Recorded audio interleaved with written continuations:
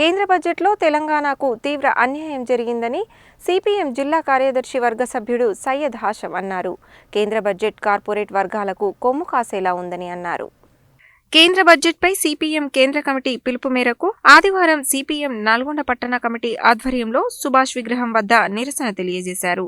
ఈ సందర్భంగా హాషం మాట్లాడుతూ ఆర్థిక వ్యవస్థలోని పలు రంగాలు ఎదుర్కొంటున్న సమస్యలను, నిరుద్యోగం, వేతనాల కుంగుబాటు వంటి కారణాల వలన మెజార్టీ వర్గాల కొనుగోలు శక్తి కొరవడిందని, ఈ సమస్యలకు మూల కారణాలు పరిష్కరించకుండా అధిక ఆదాయాలు కలిగిన తక్కువ మందికి పన్నుల్లో కోతలను ప్రకటించిందని విమర్శించారు. కేంద్ర బడ్జెట్లో తెలంగాణకు ఎలాంటి నిధులు కేటాయించకుండా అన్యాయం చేసిందని ఆరోపించారు. నల్గొండ జిల్లాతో పాటు కాజీపేట, మాచర్ల రైల్వే నిర్మాణం కోసం నిధులు ప్రకటించకపోవడం సరైంది కాదన్నారు. కేంద్ర బడ్జెట్లో విద్య, వైద్యంకు అతి తక్కువ నిధులు కేటాయించి పేదలకు తీవ్ర అన్యాయం చేసిందని ఆరోపించారు. ఉపాధి హామీ పథకానికి నిధులు తగ్గించి పేదల ఉపాధిని దెబ్బతీసే విధంగా కేంద్ర ప్రభుత్వం వ్యవహరించడం సరికాదని అన్నారు. పట్టణ ప్రాంతాలకు ఉపాధి హామీ విస్తరించాలని పేదలు ఒకవైపు కోరుతుంటే ఉన్న ఉపాధి హామీ పథకాన్ని తగ్గించడానికి కుట్ర చేయడం సిగ్గుచేటని అన్నారు. ప్రభుత్వ రంగ సంస్థల పరిరక్షణకు చర్యలు చేపట్టకుండా 100% విదేశీ ప్రత్యక్ష పెట్టుబడులను కొన్ని సంస్థల్లోకి అనుమతించడం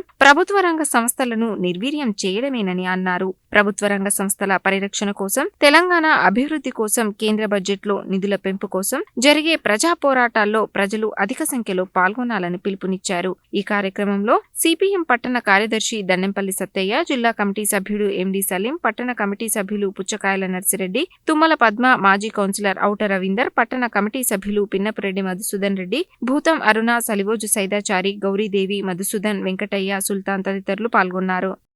భారతదేశంలో బడ్జెట్ని ప్రవేశపెట్టడం జరిగింది.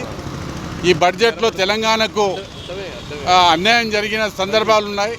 ఎన్నో పర్యాయాలలో బడేబాయ్ చోటేబాయ్ అని చెప్పి ముఖ్యమంత్రి ఎన్నో విజ్ఞప్తి పత్రాలు ఇచ్చినా కూడా చేయలేదు. ఇక్కడ బీజేపీకి 8 మంది ఎంపీలు గెలిచిన కిషన్ రెడ్డి కానీ, బండి సంజయ్, ఎందుకంటే దేవుడు తెలంగాణకు దేవుడు అని చెప్పి ఏదైతే బండి సంజయ్ చెప్పిండో నరేంద్ర మోడీ మా దేవుడు అనేది, ఆ దేవుడు కాదు, రాష్ట్రానికి దయ్యం లెక్క ఉండి బడ్జెట్లో వాటా కలిగించకపోవటం అనేది బాధాకరం. నల్గొండ ఉమ్మడి జిల్లాల్లో మాచర్ల నుంచి, సూర్యాపేట నుంచి రైల్వే లైన్ ఇప్పటిదాకా రాలేదు. మరి ఎంపీలుగా ఉన్న 8 మంది బీజేపీ వాళ్ళు ఈ రాష్ట్రానికి 1 రూపాయి కూడా పెట్టకుండా ఉండి సామాన్య బడ్జెట్ అని చెప్పి గొప్పలు చెప్పుకుంటూ ఇవాళ ఎవరైతే బండి సంజయ్ గారు ఇవాళ ప్రెస్ మీట్లో ఇచ్చిన దాంట్లో చాలా గొప్పది, అంటే బాగా డబ్బున్నోళ్ళకే పెట్టిన బడ్జెట్ తప్ప పేదవాడు ఇంకా పేదవాడు పెరుగుతుంది అనేటట్టుగా ఇవాళ ఈ బడ్జెట్ ఉన్నది. ఈ బడ్జెట్ ఎందుకంటే తెలంగాణకు ఇవాళ బీహారు, ఆంధ్రకి ఎంతైతే ఇస్తుండో తెలంగాణకు అంతకంటే ఎక్కువ ఇవ్వాలి. కానీ అసలు ఇవ్వకపోవటం, సున్నాగా ఇవ్వకపోవటం అనేది బాధాకరణం. ఎంపీలకు బుద్ధి తెచ్చుకోవాలి.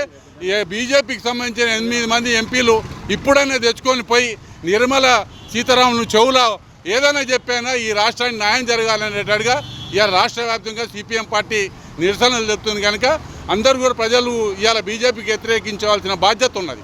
కేంద్ర ప్రభుత్వం నిన్న ప్రవేశపెట్టినటువంటి బడ్జెట్ కార్పొరేట్ అనుకూల బడ్జెట్గా ఉంది. ఈ బడ్జెట్లో పేదరిక నిర్మూలనకు సంబంధించినటువంటి అంశాలు ఎక్కడ కూడా ప్రస్తావన జరగలేదు. నిరుద్యోగ సమస్యకు పరిష్కారం చూపేటటువంటి విధంగా, ఉపాధి అవకాశాలని పెంచేటటువంటి విధంగా బడ్జెట్లో ఎక్కడ కూడా అవకాశాలు చూపించేటటువంటి ప్రయత్నం, ఒక మాట వరుసకు కూడా మాట్లాడినటువంటి పరిస్థితి లేదు. అదే రకంగా సంవత్సరానికి 2 కోట్ల ఉద్యోగాలు ఇస్తామని చెప్పన్నారు. ఆ ఉద్యోగాల భర్తీకి అవసరమైనటువంటి నిధుల్ని మంజూరు చేసేటటువంటి విధంగా ఈ బడ్జెట్లో ఎక్కడ కూడా ప్రస్తావన జరగలేదు. ప్రభుత్వ రంగ సంస్థలన్నింటినీ కూడా, ఎల్ఐసి లాంటి సంస్థలన్నింటినీ కూడా అమ్మేసేటటువంటి ప్రయత్నం చేస్తూ ఉంది. దీంట్లో కార్పొరేట్ శక్తులకి 100% జరబడేటటువంటి విధంగా అట్లాంటి హక్కులు కల్పించినటువంటి ప్రయత్నమే కనపడుతున్నటువంటి పరిస్థితి ఉంది. ముఖ్యంగా తెలంగాణ రాష్ట్రానికి మొండి చేయి చూపినటువంటి పరిస్థితి. ఈ రాష్ట్రంలో ఉండేటటువంటి 8 మంది బీజేపీ పార్లమెంట్లు ముక్కు, నోరు, చెవులు మూసుకొని ఉన్నట్టుగా కనబడుతూ ఉంది. వాళ్లకు ఏది కూడా కనపడినటువంటి పరిస్థితి. తెలంగాణ రాష్ట్ర అభివృద్ధి కనపడేటటువంటి పరిస్థితి లేకుండా పోయినటువంటి పరిస్థితి ఉన్నది. అదే రకంగా దళితులు, మైనారిటీలు, గిరిజనులు, వెనుకబడిన తరగతులకు సంబంధించినటువంటి సంక్షేమానికి అవసరమైనటువంటి నిధుల్లో కోత పెట్టినటువంటి పరిస్థితి ఉంది.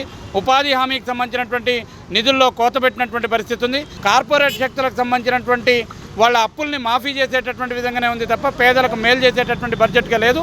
నిత్యావసర వస్తువుల ధరలు ఇవన్నీ కూడా తగ్గించేటటువంటి బడ్జెట్గా ఉండాలి.